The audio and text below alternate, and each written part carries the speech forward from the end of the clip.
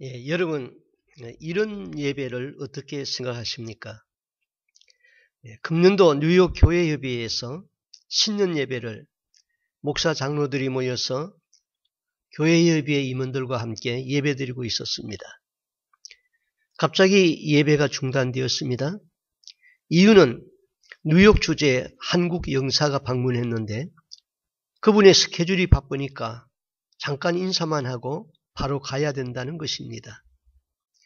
예배 중에 임원들이 거절하지 아니하고 예배를 중단하고 불신자인 영사가 올라와서 인사를 하는 것을 허락했습니다. 그 영사는 인사하고 정부가 하는 일 소개하고 떠났습니다. 그리고 다시 예배가 시작되었습니다. 이런 이야기를 들으면 조금이라도 신앙이 있는 사람은 마음이 슬퍼지잖아요. 이런 예배를 하나님이 받으실까요? 그런 예배는 하나님 중심이 아닌 인본주의 예배라고 합니다. 하나님을 만유리 여긴 죄가 됩니다. 이런 예배는 드림으로 죄가 된 것입니다. 안 드리는 것이 죄가 안 됩니다. 저는 목회를 하면서 깨달은 것이 있습니다. 이것이 성경의 흐름이라는 것을 알았습니다. 우리 하나님은 선에 대하여 보상하시는 하나님이시고 죄에 대하여는 보응하시는 하나님이십니다. 내가 몸으로 봉사하면 건강의 축복을 받습니다. 물질로 봉사하면 더 많은 물질을 주십니다. 기도로 봉사하면 신령한 자녀를 주고 신령한 은사를 주십니다. 예배의 생명을 걸면 존귀해지는 축복을 받습니다. 우리 신앙은 오직 예수가 전부여야 합니다. 말씀에 순종하고 사랑을 실천해야 됩니다. 바른 믿음이 중요하고 회개가 중요합니다. 오직 성경으로 돌아가야 합니다. 어린 사무엘이 하나님의 성전에서 엘리 제사장 밑에서 제사장으로서 훈련을 받으며 자랐습니다. 그 어머니는 한나이었죠. 한나는 아들을 낳으면 하나님께 바치겠다고 서원해서 그 아들을 낳았기에 4살까지 키우고 하나님의 성전에 보내서 성전에서 자라게 했습니다. 어느 날 아이 사무엘이 성전에서 기도하다가 잠을 청하고 자리에 누웠습니다. 이때 하나님은 사무엘을 찾아와서 사무엘을 불렀습니다. 사무엘아, 사무엘아. 아이 사무엘은 벌떡 일어나서 엘리 제사장에게 쫓아갔습니다. 당신이 나를 부르셨기에 내가 여기 있나이다. 엘리 제사장은 대답했습니다. 내가 부르지 아니했다. 가서 자리에 누우라. 아이 사무엘이 자리에 누웠습니다. 두 번째 하나님이 사무엘을 부르는 음성이 들립니다. 사무엘아, 사무엘아. 사무엘은 다시 일어나 엘리에게 갔습니다. 당신이 나를 부르셨기에 내가 여기 있나이다. 아니다.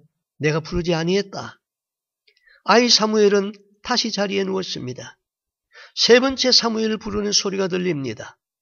사무엘은 세 번째도 일어나서 엘리에게로 갔습니다. 당신이 나를 부르셨기에 내가 여기 있나이다. 엘리는 깨달았습니다. 이 아이를 부르는 음성이 하나님인 것을 알았습니다. 그래서 이렇게 일러주었죠. 그가 너를 부르거든 이렇게 말하라. 여호와여 말씀하옵소서 주의 종이 듣겠나이다. 네 번째 사무엘을 부르는 하나님의 음성이 들렸습니다. 사무엘아, 사무엘아. 그때 사무엘은 엘리가 일러준 대로 대답했습니다. 여호와여 말씀하옵소서 주의 종이 듣겠나이다. 사무엘은 이렇게 해서 나이 어려서 하나님의 부르시는 음성을 듣고 하나님의 이상을 보게 되었습니다. 우리는 여기에서 어린 사무엘을 찾아와서 사무엘을 부르는 하나님의 마음을 읽을 수 있어야 됩니다. 하나님께서 성령의 사람이 그리웠습니다. 하나님께서 사람을 만나려고 찾아오셨습니다. 하나님이 사람에게 하고 싶은 말씀이 있었습니다. 내가 너희에게 이럴 말이 있다는 것입니다. 아브라함에게 말씀하시던 하나님, 이삭에게 말씀하시던 하나님, 야곱에게 말씀하시던 하나님, 선지자들을 불러서 말씀하시던 하나님은 지금 성전에 있는 어린 사무엘에게도 일러주고 싶은 말이 있었습니다. 어린 사무엘이 감당할 수 없는 말이었지만은 하나님께서는 말씀하고 싶었습니다. 하나님이 사무엘에게 말씀하던 시대는 하나님의 이상이 희귀하던 시대였습니다. 하나님의 이상은 하나님의 묵시입니다. 사무엘상 3장 1절에 보면은 그 시대는 여호와의 말씀이 희귀하여 이상이 흔히 보이지 않더라 했습니다. 잠언서에는 묵시가 없으면 그 백성이 방자에 행한다고 했습니다. 묵시는 하나님의 계시입니다. 하나님의 말씀입니다. 하나님이 주시는 꿈과 이상입니다. 하나님의 묵시가 희귀하던 그 시대에는 정치와 경제, 문화 전반에 걸쳐 혼란이 계속되던 시대였습니다. 마침내 이가봇 하나님의 영광이 떠났다 하는 심판을 받는 시대였습니다. 이런 암흑의 시대에 하나님은 말씀하고 싶은 사람을 필요로 했습니다. 당시 성전에 엘리 제사장이 있었습니다. 엘리는 성령이 충만하여 기도하는 한나라는 여인을 보고 술 취한 여자로 착각할 정도로 영적으로 둔화해졌습니다. 하나님은 그런 사람과 말씀하고 싶지 않았습니다. 하나님은 하나님을 향하여 열정이 있고 영성이 살아있는 사람을 찾습니다. 그 성전에 제사장으로 일하고 있던 엘리 제사장의 아들 홈니와 비누아스가 있었습니다. 그들도 아버지를 도와 제사장으로 있었습니다. 그들은 제사장으로서 자격이 없는 사람이었습니다. 성전에 바쳐지는 제물을 도둑질하고 하나님께 드리는 예배를 멸시했습니다. 성전문에서 시종되는 여인을 겁탈했습니다. 하나님은 이런 자격 미달인 사람하고는 말씀하고 싶지 않았습니다. 하나님은 사무엘이 아직 어리지만은 사무엘에게 말씀하고 싶었습니다. 사무엘에게 말씀하고 싶어서 밤 초경에 사무엘을 찾아와서 사무엘을 불렀던 것입니다. 하나님이 사무엘을 부르실 때에 그는 엘리가 가르쳐 준 대로 이렇게 대답했죠. 내가 여기 있나이다. 말씀하옵소서. 주의 종이 듣겠나이다. 이 대답은 하나님의 음성을 들은 사람들의 대답하는 자세였습니다. 사도행전 9장에서 사울이 부활하신 예수를 만나는 극적인 사건이 있습니다. 사울아, 사울아. 사울은 하나님의 음성을 들어본 일이 없습니다. 그래서 땅에 엎드진 채로 주연이십니까? 이렇게 물었습니다. 그러나 하나님이 경건한 아나니아를 불렀을 적에 아나니아는 단번에 대답하기를 주여 내가 여기 있나이다 했습니다. 사무엘은 지금 하나님의 종으로 훈련받고 있었습니다. 훈련이 안 된 사람은 하나님의 일에 쓰기가 불편합니다. 여러분이 말씀으로 잘 훈련 받으십시오. 하나님은 훈련된 사람을 쓰십니다. 예수님의 제자들은 예수님으로부터 3년 동안 침식을 같이 하며 훈련된 사람들이었습니다.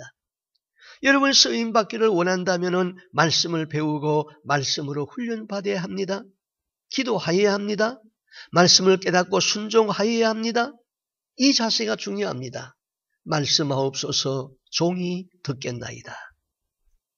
하나님이 말씀하면 듣고 순종해야 됩니다.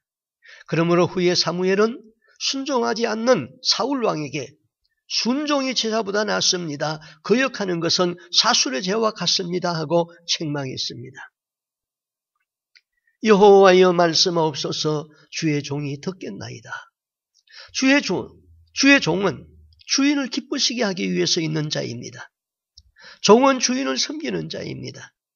주인을 따르는 자입니다. 종은 주인의 뜻이 곧 자기의 뜻입니다. 주인의 목적만이 자기의 목적입니다. 주인의 가는 길이 자기의 가는 길입니다.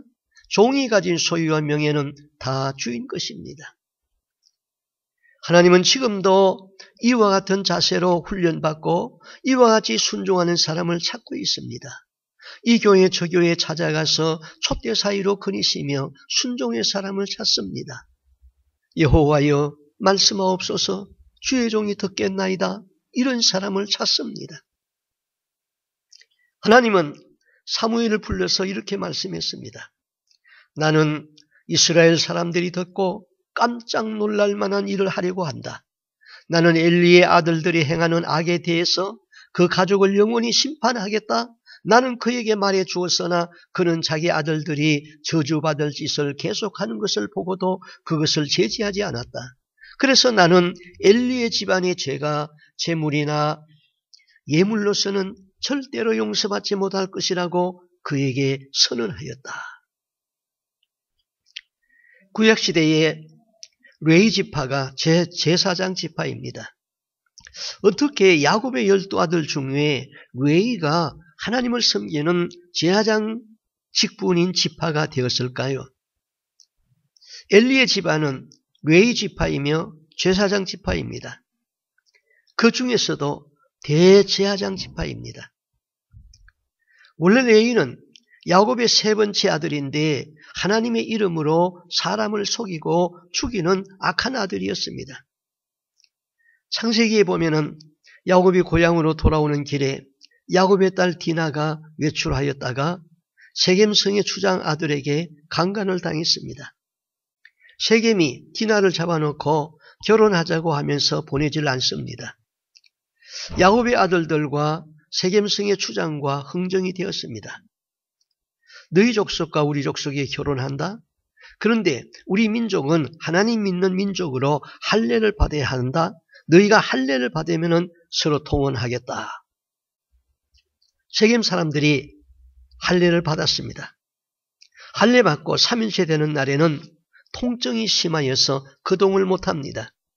그때 시므이와 레위는 칼을 차고 가서 거동 못하는 그 백성의 남자를 다 죽였습니다.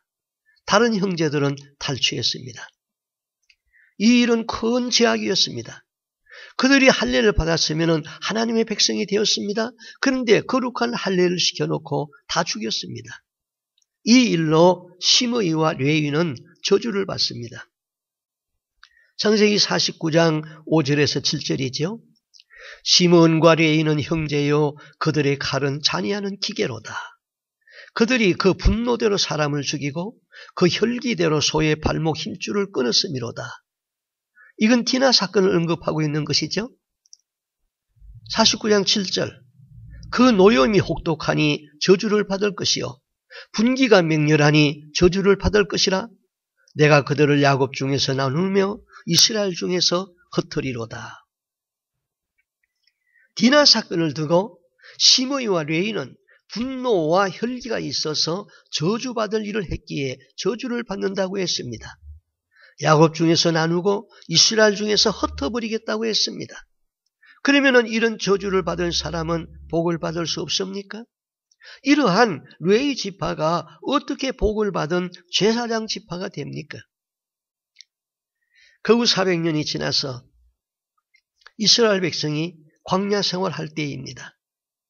모세가 시내산에 올라가 40일 금식 기도하고 기도하며 하나님으로부터 십계명을 받아가지고 내려옵니다. 그런데 이스라엘 백성은 40일간 모세가 보이지 않으니까 모세는 없어졌다. 우리를 인도할 신을 만들자 해서 금송아지를 만들고 그 앞에서 춤추고 이방 여자들을 불러들여 음란한 행동을 했습니다. 모든 백성이 술 취하고 금송아지에 입맞추고 해롱거리고 있습니다. 그런데 유달리 레위 족속은 우상 숭배도 하지 않고 술 취하지도 않고 모세를 기다리고 있습니다. 모세가 왔습니다. 그러면 이제까지 행하는 범죄 행위는 중단되어야 합니다. 그런데 민중은 여전히 술과 우상과 여자에 취해서 해롱거립니다. 모세는 심히 분노하였습니다. 여호와 편에 있는 자는 다 이리로 오라. 그때 레위 지파가 나옵니다. 저 우상과 연합하여 해롱거리는 저 백성을 칼로 치라. 레위 족속이 칼을 들고 나가서 범죄한 자기 백성 우상과 연합한 자를 인정사정 볼 것 없이 칼로 칩니다. 그날에 약 3,000명이 죽었습니다. 레위 족속은 인정과 혈통보다는 하나님의 진리를 더 중요하게 생각했습니다. 그 일로 하나님은 레위 족속이 하나님을 향한 충성을 귀하게 보고 성막에서 봉사하는 직분을 주었습니다. 직분은 충성하는 사람이 받는 것이 원칙입니다. 오래되었다고 받는 직분이 아닙니다. 자, 이런 와중에서도 죄를 짓기에 담대한 사람이 있었습니다. 이스라엘의 한 남자가 이방인 미디안 여자를 데리고 음란한 행위를 하기 위해 자기 장막으로 데리고 들어갑니다. 그때 레위 족속 아론의 손자 비느하스가 창을 들고 들어가서 두 남녀를 꿰뚫어 죽입니다.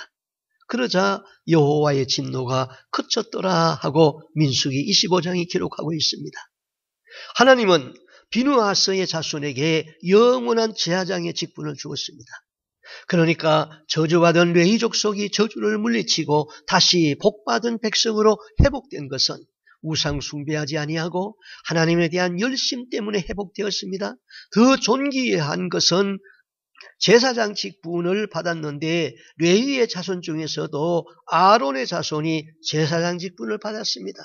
아론의 손자 비느하스의 하나님을 향한 의의 사랑 때문에 그 존귀한 제사장 직분을 받은 것입니다. 그런데 엘리는 하나님을 향한 그런 열정이 다 식었습니다. 자식이 하나님을 경멸히 여기는 죄를 범한다고 하나님이 알려주었는데도 자식에 대한 징계가 없습니다. 그 이유는 자식을 하나님보다 더 사랑했기 때문이라고 했습니다. 당시 제사장은 가장 존귀한 자입니다. 당시는 재정일치의 시대입니다. 제사와 정치가 하나이었습니다. 제사장 집안은 최고의 영예로운 가문입니다. 엘리의 가문은 당대의 최고의 명문 가정이었습니다. 그러나 이제 엘리의 가문은 죄로 인하여서 하나님의 심판을 받아 몰락해 가고 있었던 것입니다. 엘리의 가문이 몰락하는 이유가 있습니다. 첫째는 엘리의 집은 하나님을 경멸히 여긴 죄가 있습니다. 엘리의 집은 엘리가 대제사장이었으며 그의 아들 홈니와 비느하스가 제사장으로 엘리를 돕고 있었습니다. 엘리는 아들 이름을 그들 조상 비느하스라는 이름을 그대로 지었습니다. 그들 조상 비느하스는 하나님을 향한 열정이 있어서 복을 받았는데 엘리의 아들 비느하스는 성전 깡패였습니다. 그들은 성전에 예배 드리러 오는 사람들의 재물을 강제로 빼앗았습니다. 예물을 드리는 자가 이것은 여호와께 드릴 것이니 여호와께 먼저 드리고 너희가 취하라 하여도 이들은 먼저 좋은 것을 취하였습니다. 그들은 하나님의 제사를 멸시했던 것입니다. 예배를 멸시했습니다. 이는 곧 하나님을 경멸히 여긴 데서 오는 죄이었습니다. 하나님을 경멸히 여기면 복을 받을 수 없습니다. 우리는 하나님 사랑합니다. 그런데 그 사랑이 무엇으로 나타납니까? 하나님을 경외하는 예배로 나타납니다. 그러므로 예배에 주일마다 지각한다든지 예배에 일관계로 사람관계로 날씨관계로 여사로 결석한다면 하나님 사랑하는 사람 아닙니다. 하나님을 사랑하는 것은 예배로 나타납니다. 오렌지 카운티에 이름을 대면은 다 알만한 목사님이 있습니다. 메시지가 좋고 겸손하고 이북을 위한 통곡 기도회를 한국과 미국 전역을 다니면서 열은 훌륭한 목사님이십니다. 이분에게도 고난의 시기가 있었습니다. 섬기는 교회가 한 200명 되는 교회에 부임했는데 목사님이 부임하면서 교회가 성장해 갑니다. 700명, 1000명 부흥해 갑니다. 그러면은 새로운 인재들이 들어옵니다. 새 신자들은 옛날 장로님들을 누가 아는 체나 하나요? 인사도 안 합니다. 그러니까 장로님들이 화가 났습니다. 그 책임을 목사에게 묻고 목사 배격 운동을 했습니다. 그런 와중에 교회가 장로님 지지파와 목사 지지파로 나누어졌습니다.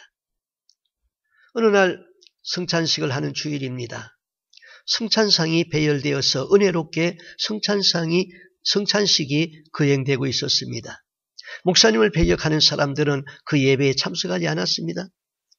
그런데 어떤 권사님이 분이 충만해서 들어오더니 성찬상 앞으로 걸어갑니다. 그리고는 이것들이 다 뭐야 치워 하면서 성찬상을 확 썰었습니다. 성찬상이 엎어졌습니다. 그 이야기를 듣는 순간 제 가슴이 섬뜩했습니다. 저 권사가 사탄의 충동을 받았구나. 그 예배에 참석했던 성도들은 눈물을 흘리며 감히 서서 나오지도 못해서 무릎으로 기어 나와서 엎어진 그 성찬상을 정리했습니다. 목사님은 거기까지만 이야기했습니다. 목이 메여서 더 이야기를 못하더라고요. 나중에 목사님에게 제가 개인적으로 물었습니다. 저는 예배를 경멸히 여기는 죄가 어떤 것인가를 아는 사람입니다. 목사님, 성찬상을 썰어 엎은 그 권사님이 그 뒤 어떻게 되었습니까? 안 됐습니다마는 50이 간 넘은 나이에 중풍으로 소변, 대변 받아내고 있습니다. 하나님을 경멸히 여기는 사람은 먼저 예배를 멸시합니다. 예배에 실패하면 인생의 실패자가 됩니다. 내 예배가 망가지면 내 영혼이 은혜를 받을 수 없습니다. 하나님이 주시는 은혜를 받지 못하여 시들어지는 내 영혼을 사탄이 치고 옵니다. 그때는 사탄의 시험을 이길 수 없고 축복을 사기당합니다. 예배가 망가지면 내 영권이 무너집니다. 예배의 실패는 인생의 실패입니다. 그러나 예배가 살면 내 영혼이 삽니다. 예배가 생명입니다. 하나님은 엘리 가문의 죄를 이렇게 지적했습니다. 사무엘상 2장 17절 이 소년들의 죄가 여호와 앞에 심히 크면 이들이 여호와의 제사를 멸시함이었더라. 그들이 제사 곧 예배를 멸시한 것은 하나님을 경멸히 여긴 데서 기인합니다. 하나님은 말씀했습니다. 나를 존중히 여기는 자를 내가 존중히 여기고 나를 멸시하는 자를 내가 경멸히 여기리라. 하나님은 하나님을 존중히 여기는 자를 존중히 여겨 존귀한 자로 만듭니다. 하나님이 하나님의 이름을 존중히 여긴 다윗에게 하신 말씀을 들어볼까요? 역대상 17장 7절 이하지요. 이제 내 종 다윗에게 이처럼 말하라. 만군의 여호와께서 이처럼 말씀하시기를 내가 너를 목장 곧 양을 따르는 데서 취하여 내 백성 이스라엘의 주권자를 삼고 네가 어디를 가든지 내가 너와 함께 있어 네 모든 대적을 네 앞에서 멸하였은즉 세상에서 존귀한 자의 이름같이 네 이름을 존귀케 만들어 주리라. 하나님의 이름을 존귀하게 여기면은 하나님도 그를 존귀한 자로 만듭니다. 하나님의 이름을 경멸히 여기면은 하나님도 그를 경멸히 여깁니다. 하나님은 심판받을 수밖에 없는 엘리의 죄에 대하여서 이렇게 말씀했습니다. 3장 12절 엘리의 아는 죄를 인함이라. 2장 29절 네 아들들을 나보다 더 중히 여겼다. 사무엘상 3장 13절 그가 자기 아들들이 저주를 자청하되 금하지 아니하였음이니라. 하나님보다 더 중히 여기는 것은 우상입니다. 그리스도인은 불상 앞에 절하지 않습니다. 그러나 마음에 우상이 있습니다. 하나님보다 더 좋은 것이 있습니다. 그것을 무너뜨리세요. 엘리는 아들들을 하나님의 말씀보다 더 중요하게 생각했습니다. 엘리는 아들들이 죄를 범하는 것을 알고도 그것을 바로잡지 못하고 죄를 끊게 하지 못했습니다. 엘리는 이미 하나님에 대한 열정이 식어졌습니다. 주어진 직분이기 때문에 의무감에서 일했을 뿐입니다. 하나님에 대한 열정 없이 예배를 심리하였을 뿐입니다. 예배는 하나님을 사랑하는 열정이 있어야 됩니다. 열정이 있어서 뛰라는 이야기는 아닙니다. 열정으로 사모해야 합니다. 사모하는 사람은 정성이 있습니다. 기도하고 싶고 찬양하고 싶습니다. 우리가 오늘 여기서 예배 드리지만은 어떤 사람의 예배는 받고 어떤 사람의 예배는 받지 않고 있는 것 알아야 됩니다. 하나님이 받으시는 예배는 죄를 회개하는 예배여야 됩니다. 마음을 하나님께 쏟아놓는 예배여야 합니다. 그런데 어떤 사람은 예배를 TV 보도 구경만 합니다. 그것은 예배 아닙니다. 찬송은 예수님에게 하십시오. 말씀은 사람을 통해서 전하는 것이지만은 하나님이 저분을 통해서 나에게 주는 말씀으로 들으십시오. 그리고 아멘이 있고 아멘 다음에는 순종하여야 됩니다. 헌금은 가부의 엽전 두입 드리는 심정으로 들으십시오. 축도 아멘으로 화답하십시오. 엘리는 자기 자녀들이 하나님을 멸시하는 죄가 얼마나 큰 죄인 줄을 알고 있습니다. 엘리는 그의 아들들 때문에 백성의 원성이 높은 것을 들어서 알았습니다. 그래서 아들들을 불렀습니다. 내 아들아, 내가 듣는 소문이 좋지 못하다. 너희가 하나님의 백성들을 죄짓게 하는구나. 사람이 사람에게 죄를 지으면은 하나님이 중지하겠거니와 사람이 하나님에게 죄를 지으면은 누가 그를 위해 중지하겠느냐. 엘리는 아들을 불러놓고 모든 죄가 같은 죄가 아니라고 설명합니다. 어느 나라이든 마찬가지이지요. 도둑질한 죄보다는 국가 반역죄가 더 큽니다. 군주국가에서는 왕에게 반역하면은 정상을 참작할 수가 없습니다. 엘리는 두 아들의 죄가 하나님께 대한 반역죄이기 때문에 대제사장인 자기도 용서를 빌거나 도와줄 수 없다고 했습니다. 그런데 이런 아들이 세습에 의하여서 제사장이 되었습니다. 2장 25절 그들이 그 아비의 말을 듣지 아니하였으니 이는 여호와께서 그를 죽이기로 뜻하였음이니라. 그들의 죄가 너무 중하였기 때문에 하나님은 이미 그들을 죽이기로 뜻하였습니다. 하나님이 죽이기로 작정한 자에게는 회개가 없습니다. 하나님이 심판하기로 작정한 사람은 마음을 강팍하겠습니다. 애굽의 바로는 하나님이 심판하기로 작정했기 때문에 하나님이 그 마음을 강팍해 했다고 했습니다. 내가 바로의 마음을 강팍해 한즉 그러므로 바로에게는 후회는 있어도 회개는 없습니다. 예수를 파는 가룟 유다도 후회는 했습니다. 그러나 회개는 없었습니다. 회개는 성령의 도움이 있어야 회개가 됩니다. 마음이 강팍해지는 것 자체가 하나님의 심판입니다.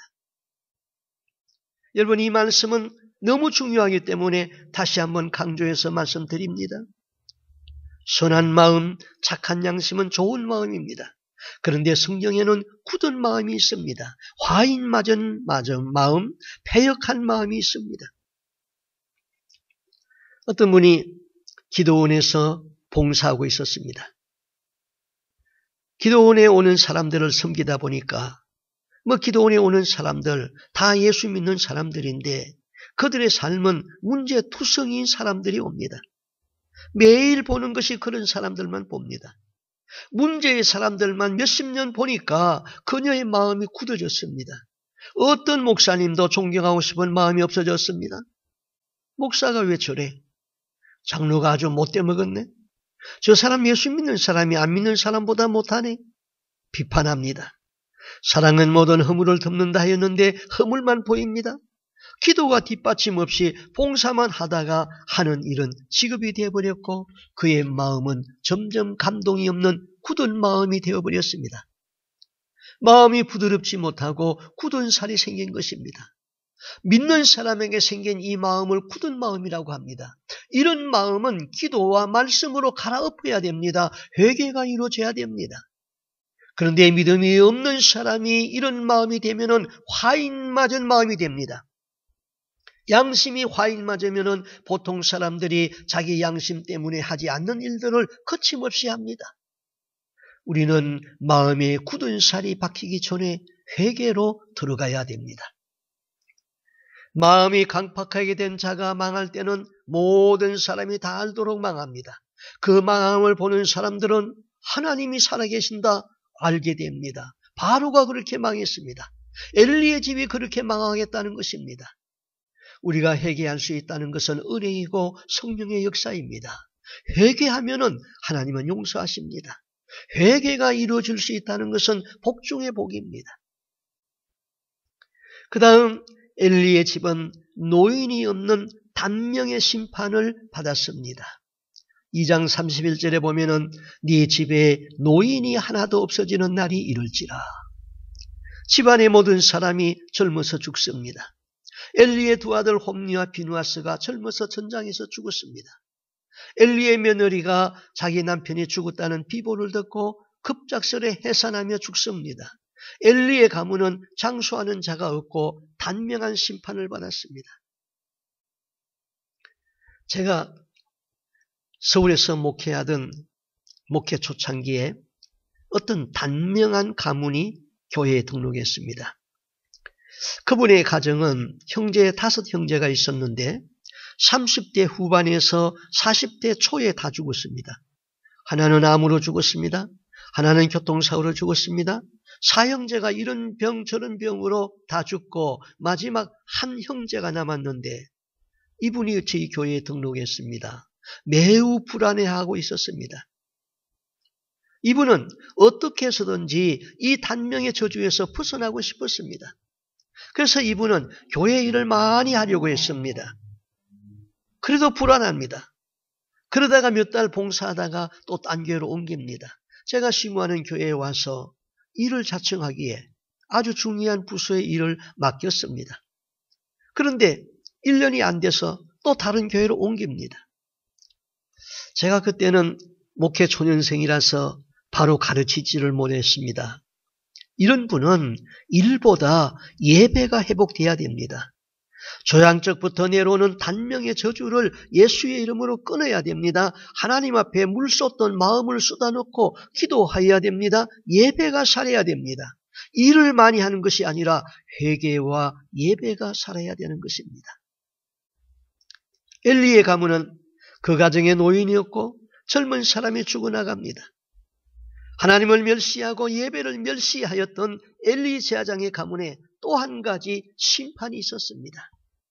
사무엘상 2장 36절 네 집에 남은 사람이 각기 와서 은 한 조각과 떡 한 덩이를 위하여 그에게 엎드려 가로되 청하노니 내게 한 제사장의 직분을 맡겨 나로 떡 조각을 먹게 하소서 하리라 하셨다 하니라.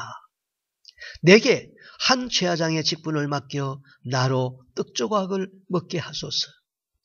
엘리의 자손은 제사장 아론의 자손이기 때문에 제사장 직분을 받은 지파입니다. 그런데 엘리 가문에 남은 자손은 제사장 직분을 사명에 의한 것도 아니고 하나님이 부르신 소명에 응답한 것도 아니고 밥이나 얻어먹기 위해서 제사장 직분을 구한다는 것입니다. 이것은 오늘날도 비극입니다. 오늘날 목사의 직분은 구약시대에 비하면 제사장적 사명이 있는 직분입니다. 목사는 구약의 제사장이다. 아닙니다. 제사장이 아니라 제사장적 사명이 있는 것입니다. 그런데 그 직분을 세상 직업으로 택하여서 밥 먹고 살기 위하여서 이 직을 탐한다는 것입니다. 목사는 두 종류가 있습니다. 첫째, 말씀드린 대로 직업 목사가 있습니다. 먹고 살기 위해서 목사의 직을 갖습니다. 나쁜 말로 하면은 돈을 위해서 일하는 목사입니다. 이런 사람은 더 나쁘게 말하면은 사꾼 목자라고 합니다. 직업 목사는 사람만 많이 모으면 되니까 회개의 복음이 없습니다. 자기 인기 관리만 잘하면 됩니다. 이 사람들에게 책망하시는 성령의 음성을 들으십시오. 나는 나의 말을 하기 위해서 그들을 소리로서 강대상 앞에 세운 것이지 자기 말을 하라고 세운 것이 아니다. 세상에 매여서 살다가 찌꺼기 같은 심중에 몇 마디 자기 복음을 끄집어내면서 설교하는 자들은 내 말을 선포하는 자들이 아니다. 그들은 죽은 번칙거리는 자들이다. 말씀을 선포할 때는 두렵고 떨리는 마음으로 나의 말을 전하는 것이다. 그런데 내 심정을 모르는데 어떻게 전할 수 있겠느냐? 내 심정, 아버지의 심정이 무엇입니까? 저 사람이 이 말을 듣고 회개가 이루어지고 지옥 가지 않게 하는 것이 아버지의 마음입니다. 예수가 전해져야 됩니다. 예수는 없고 설교가 이스라엘 역사 공부 비슷하고 자기 자랑이나 하면 안 됩니다. 목사는 첫째, 지금 목사가 있다고 했습니다. 둘째, 순교 목사가 있습니다. 이 사람은 예수님을 위해서, 복음을 위해서 목숨을 내놓는 것입니다. 그들이 전하는 복음은 사람의 영혼에게 던지는 말씀입니다. 우리가 예수 믿는 것은 액세서리가 아닙니다. 예수는 있어도 좋고 없어도 좋고 그것이 아닙니다. 예수는 내 인생의 전부입니다. 예배는 드리도 되고 드리지 않아도 되고가 아닙니다. 예배는 생명을 거는 것입니다. 하나님은 지금도 사람을 찾습니다. 하나님은 하나님을 존중히 여기는 자를 찾아서 존귀하게 하십니다. 여호와여 말씀하옵소서 주의 종이 듣겠나이다 하는 자세로 말씀을 사모하고 말씀에 순종하는 사람을 찾습니다. 오늘도 예배의 생명을 건 여러분에게 하나님이 존귀하게 여기는 복이 있기를 바랍니다. 기도하겠습니다. 주 하나님 아버지, 하나님의 창조물 중에서 사람에게만 주어진 큰 특권, 하나님의 형상으로 지음받아 하나님을 경외함으로 섬기고 그러면은 하나님이 그 사람을 존귀하게 하여 주시는 은총을 믿습니다. 우리가 예배에 실패하지 않기를 원합니다. 오직 예수의 살기를 원합니다. 내 삶에서 예수가 존귀해지고 모든 영광이 하나님으로부터 와서 하나님께로 돌아가기를 원합니다. 사람이 아버지의 영광을 취하지 않게 하여 주옵소서. 우리의 마음에 굳은 살이 생기지 아니하도록 날마다 회개의 영을 부어서 부드러운 마음, 옥토의 마음을 주시고 하나님의 말씀이 떨어져서 60배, 100배의 결실을 맺게 하여 주시옵소서. 하나님 앞에서 예배를 존귀하게 여기고 하나님으로부터 존귀한 축복을 받는 사람들이 되기를 소원하옵고 예수님 이름으로 기도하옵나이다. 아멘.